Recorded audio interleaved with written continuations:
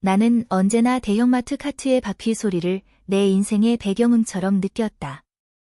로맨틱한 음악이 아니라 일정한 리듬과 규칙을 가진 메트로놈 같은 소리였다. 카트들이 줄지어 창고 한쪽에 정확히 자리 잡을 때 느껴지는 그 정돈된 풍경이 내 마음을 안정시켰다.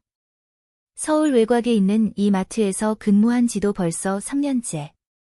나는 카트와 진열대가 완벽하게 정리된 상태를 좋아했고, 그것이 나의 작은 자부심이자 일종의 취미였다. 그런데 어느 날 그 평화로운 리듬을 깨뜨리는 사람이 나타났다. 그의 이름은 강민준. 신입 직원이었다. 첫날부터 그는 내 질서를 전혀 존중하지 않는다는 걸 알 수 있었다. 창고로 들어오는 그의 카트 행렬은 삐걱거리며 서로 부딪히고 줄도 맞지 않았다. 그는 무심하게 마치 종이컵을 아무데나 던지듯 카트를 쌓았다. 민준 씨, 이건 이렇게 아무렇게나 놓으면 안 돼요. 나는 팔짱을 끼고 그를 바라봤다. 그는 내 시선을 피하지 않고 오히려 장난스러운 미소를 지었다. 하나 씨, 카트들이 도망갈 것도 아닌데 왜 이렇게 심각해요? 도망가는 문제가 아니라 나중에 쓰려면 효율적으로 쌓아야죠. 그는 효율적이라는 말에 굳이 손가락으로 따옴표를 그리며 웃었다. 네, 알겠습니다. 다음부턴 효율적으로 해볼게요. 물론 그 약속은 다음 날 바로 깨졌다. 며칠 동안 우리는 이런 실랑이를 반복했다. 그가 일부러 삐딱하게 카트를 밀어 넣으면 나는 한숨을 쉬며 정리했고, 그는 내 옆에서 너무 완벽주의 아니에요? 라며 놀렸다. 하지만 이상하게도 그 시선 속엔 가벼운 장난 이상이 있었다. 때로는 내가 고개를 숙여 카트 바퀴를 정리하는 동안 그가 잠시 나를 바라보는 걸 느꼈다. 그 시선이 등줄기를 따라 은근한 열기를 남겼다. 그날도 창고 한쪽에서 물건을 정리하다가 나는 그의 목소리를 들었다. 하나씩 이렇게까지 깔끔하게 맞추는 거 좀 집착 같아요. 집착이 아니라 규칙이에요. 나는 힐끔 그를 보았다. 그는 머리카락을 가볍게 넘기며 웃었다. 짧게 다듬은 머리에서 은은한 샴푸 향이 났다. 그럼 전 규칙을 깨는 쪽이 재밌어요. 그 말이 왠지 심장이 2번 뛰게 했다. 퇴근 무렵 그는 느닷없이 말했다. 오늘 끝나고 마트 앞 분식집에서 떡볶이 먹을래요? 제가 살게요. 왜요? 미안하니까요. 매일 카트 엉망으로 만들어서. 나는 잠시 망설이다가 웃음을 참으며 말했다. 오뎅도 같이 시켜줘요. 그러면 생각해 볼게요. 그의 표정이 환하게 변했다. 거래 성립. 밤에 서울거리는 가을 바람이 시원하게 불고 있었다. 분식집 창가에 앉아 우리는 떡볶이를 나눠 먹었다. 그의 손가락이 내 종이컵과 살짝 스쳤고 그 짧은 접촉이 묘하게 마음을 간지렸다. 대화는 가벼웠지만 그 속엔 서로를 조금씩 읽어가는 기류가 있었다. 그날 이후 민주는 여전히 내 규칙을 깨뜨렸고 나는 여전히 그걸 고쳤다. 하지만 이제 그 속엔 웃음과 말로 표현하지 못한 무언가가 섞여 있었다. 눈이 마주치면 피하지 않았고 때로는 의도적으로 시선을 오래 두기도 했다. 그리고 나는 깨달았다. 민준이란 사람은 내가 쌓아올린 모든 질서를 무너뜨리면서도 이상하게도 내 마음속 가장 깊은 곳에 스며들고 있었다. 민준과의 관계는 묘하게 변해갔다. 여전히 그는 창고 앞에서 카트를 비스듬히 밀어 넣었고 나는 어김없이 그걸 다시 똑바로 맞췄다. 하지만 이제 그 행동은 단순한 실수가 아니라 나를 부르는 일종의 신호 같았다. 그날은 비가 부슬부슬 내리는 오후였다. 나는 진열대에 놓인 전통 한과 세트를 정리하고 있었다. 흰 블라우스와 짙은 회색 플리츠 스커트를 입었는데 비 오는 날 습기에 따라붙는 천의 감촉이 유난히 느껴졌다. 가느다란 은목걸이가 목선 위에서 살짝 흔들렸다. 민준이 창고 문을 열고 들어왔다. 젖은 머리카락에서 빗방울이 떨어졌고 검은색 바람막이 점퍼의 어깨에도 물방울이 맺혀 있었다. 하나씨, 이거 좀 들어줄래요? 그는 큰 상자를 들고 있었지만 일부러 힘든 척하며 어깨를 움츠렸다. 또 연기하는 거죠. 나는 웃으며 상자를 받았다. 그 순간 그의 손끝이 내 손등을 스쳤다. 전기처럼 찌릿한 감각이 퍼졌다. 우리는 나란히 상자를 정리하다가 비가 더 세게 내리는 소리를 들었다. 창고 안 공기는 차분했지만 어쩐지 심장이 빨라졌다. 밖은 완전 장마네요. 네, 오늘은 고객도 적을 것 같아요. 그는 고개를 끄덕이며 내 옆에 조금 더 가까이 다가왔다. 마치 일부러 공간을 좁히는 것처럼. 그의 어깨가 내 팔에 살짝 닿았고 나는 그 접촉이 싫지 않았다. 오히려 그 은근한 온기가 더 마음을 흔들었다. 민준의 시선이 내 손목에 머물렀다. 이 팔찌.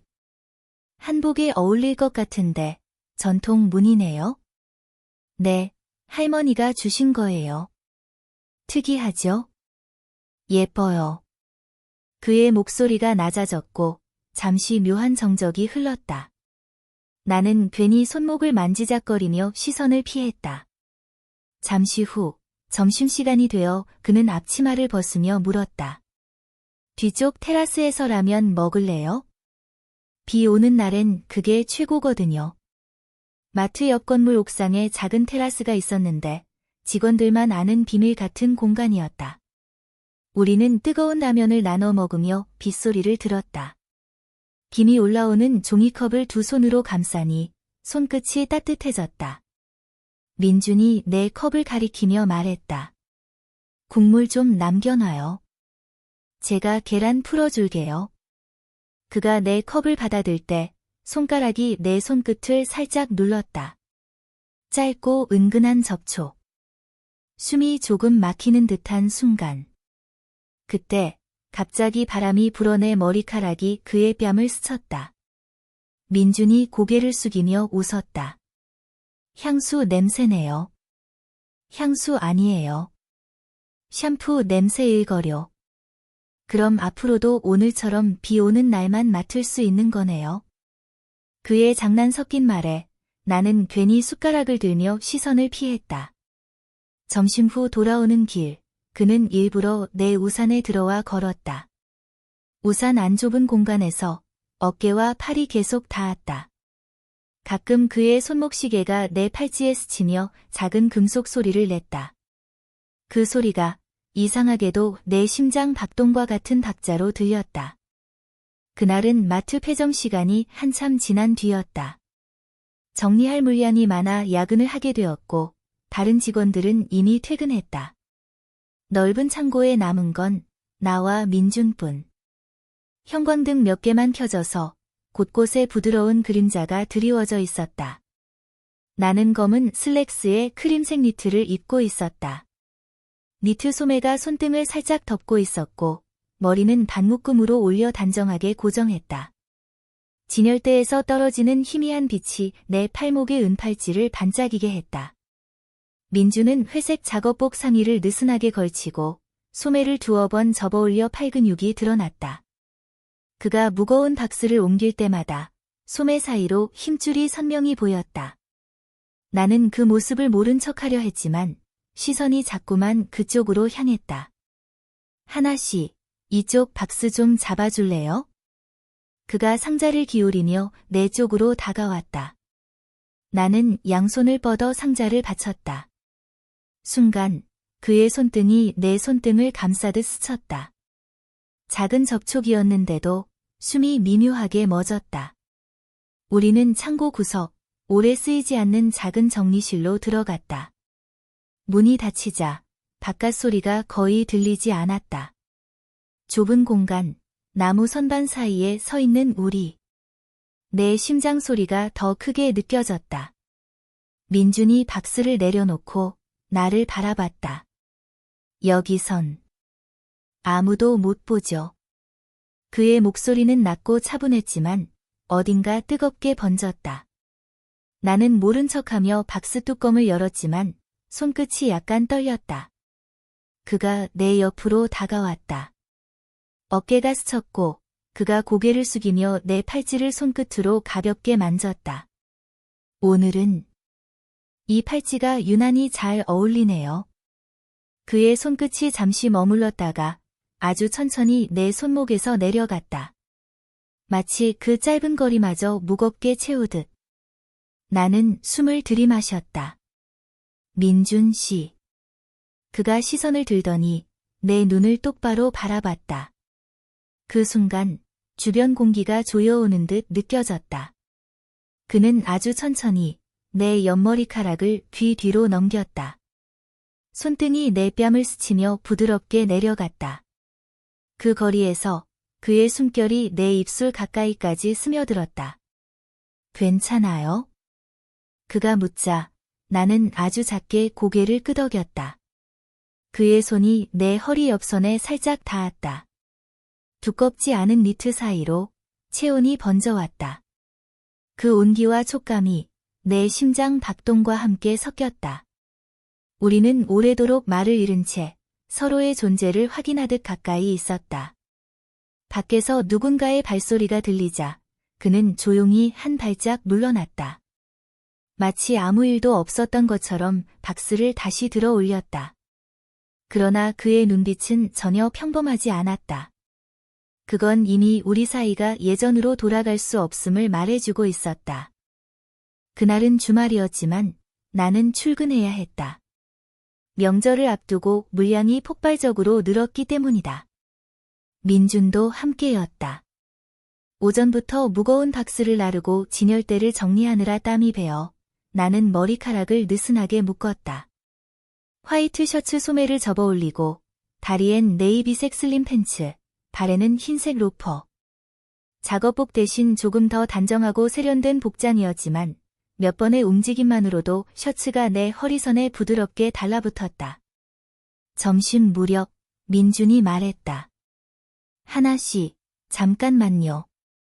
오늘은 제가 좋은 곳에 데려갈게요. 어디요? 마트 옥상 정원. 손님은 절대 모르는 곳이에요. 우리는 좁은 계단을 올라 마치 숨겨진 비밀 공간 같은 옥상에 도착했다. 곳곳에 놓인 화분과 작은 벤치, 그리고 가을 하늘이 펼쳐졌다. 바람이 불어 내 셔츠 옆단과 머리카락이 살짝 흔들렸다. 그는 주머니에서 작은 캔 커피 2개를 꺼냈다. 커피 좋아하죠? 작업 끝나고 마시면 최고예요. 우리는 벤치에 나란히 앉았다. 햇살이 기울며 그의 옆모습에 부드러운 그림자가 드리워졌다. 민준 씨, 가끔은 이렇게 조용한 게 좋네요. 내 말에 그는 미소 지으며 캔을 들이켰다. 저도요. 특히 이렇게 둘만 있으면. 그의 시선이 내 허리선을 따라 내려갔다가 다시 눈을 마주쳤다. 오늘 셔츠 되게 잘 어울려요. 그 한마디에 내 심장이 불필요하게 크게 뛰었다. 그는 손을 뻗어 내 셔츠 소매 끝을 살짝 잡았다. 이렇게 접는 거 맞아요? 그의 손끝이 내 손목을 감싸고 천천히 소매를 더 단단하게 접었다. 그 단순한 동작 속에서 손끝이 팔 안쪽을 스치는 감각이 묘하게 오래 남았다. 잠시 후 그는 조용히 말했다. 하나 씨, 우리 서로 피곤할 때도 있잖아요. 근데 이상하게 당신이 있으면 마음이 편해져요. 그 말이 예상치 못하게 내 가슴 깊숙이 들어왔다. 나는 무심히 캔 커피를 내려놓았다. 그러자 그가 아주 천천히 몸을 기울였다. 햇빛이 그의 눈동자를 반짝이게 했다. 괜찮아요? 나는 숨을 삼키며 고개를 끄덕였다. 그의 손이 내 허리 옆을 지탱했고 얼굴이 가까워졌다. 따뜻한 숨결이 내 뺨을 스쳤다. 그리고 부드러운 입맞춤이 닿았다. 깊지도 서두르지도 않았지만 충분히 모든 마음을 전하는 키스였다. 그 순간 바람 소리와 심장 박동 소리만이 우리 사이를 채웠다. 입술이 떨어졌을 때 우리는 잠시 서로를 바라봤다. 그의 손이 아직도 내 허리선에 머물러 있었고 나는 그것을 밀어내지 않았다. 오히려 그 온기를 더 느끼고 싶었다. 옥상 정원에서 내려온 그날 이후 우리 사이는 확실히 달라졌다. 여전히 카트를 삐딱하게 밀어넣는 민준, 그리고 그걸 고쳐놓는 나.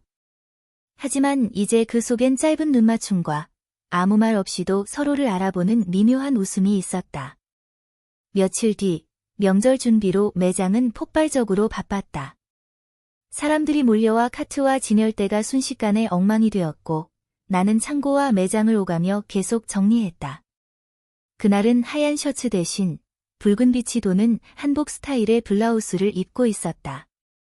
목선 아래 단추가 하나 풀려 은은하게 빛나는 피부가 살짝 드러났다. 검정 슬랙스에 붉은 버클이 달린 플랫 슈즈를 신었는데 그 작은 장식마저 민준의 시선을 붙잡는 듯했다. 오후 늦게 직원들이 하나둘 퇴근하고 마트 안이 조용해졌다. 민준이 창고에서 나를 불렀다. 하나 씨, 잠깐 와줄래요?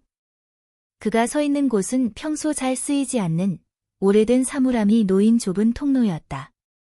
문이 닫히자 그 공간은 은근히 숨막히는 정적에 휩싸였다. 오늘 너무 바빴죠?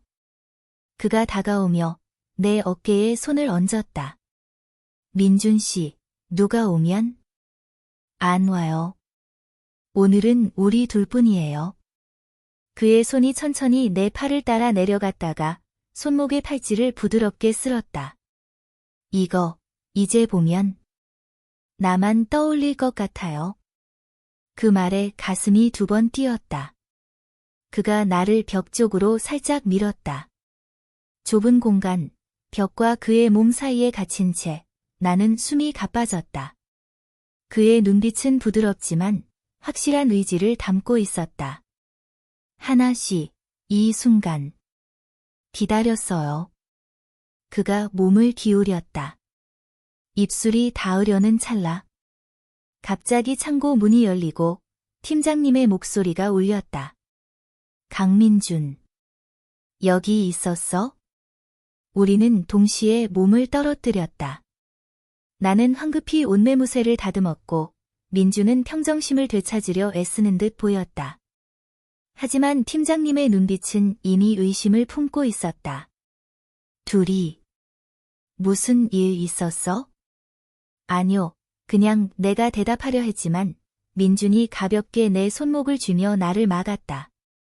팀장님, 나중에 말씀드리겠습니다. 그의 목소리는 낮고 단호했다. 그날 이후 우리는 사람들 앞에서 훨씬 조심스러워졌다. 하지만 그날 벽 사이에서 나눈 짧은 순간의 열기와 시선은 잊을 수 없었다. 그리고 마음속 어딘가에서 알았다. 이 관계는 아직 끝나지 않았다. 오히려 이제 시작이라는 것을.